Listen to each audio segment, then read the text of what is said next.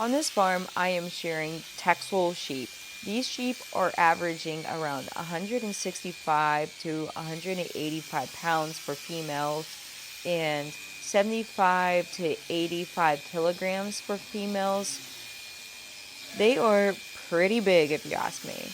And the number one struggle with shearing these big animals is that there is a lot of fight in them and they are a total upper body workout. At this point, I realized that there was something wrong with her nipple and it looked like it was swollen and pussy. I pointed it out to the farm hands and they told me to stop for a minute to discuss it with the other farm hand, and they said, go ahead, continue.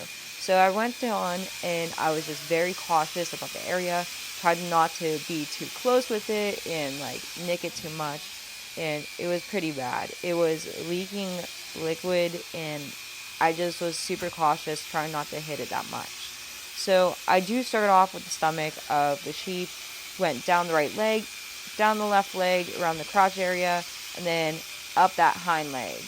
And then I will be setting myself up for the neck and the long blows. There we go, going in for the neck. Now with these bigger sheep, they are an upper body workout, and the smaller sheep, they are definitely a back breaking workout.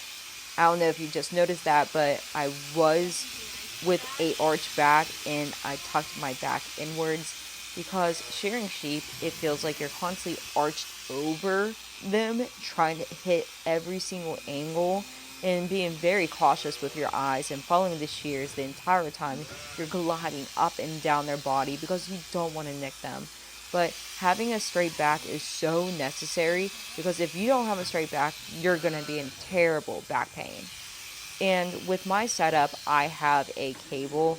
I don't have a cable that is hooked up on one of the beams. I definitely want to get there one of these days and have a great setup, but I have to deal with what I have right now until I can make this into a career.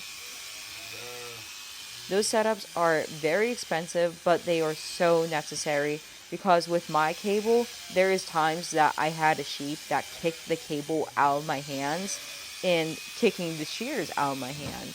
So therefore, my shears are flying across the room, and that's just not good for your shears because your shears can break from that.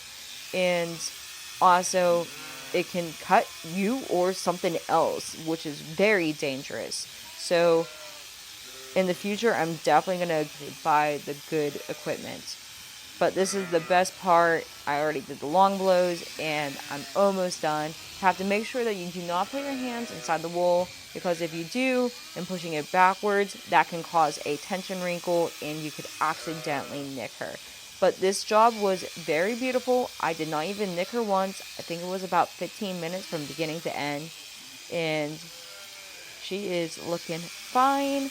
Okay, if you guys found this to be helpful or just interesting, please subscribe. Thank you. Bye.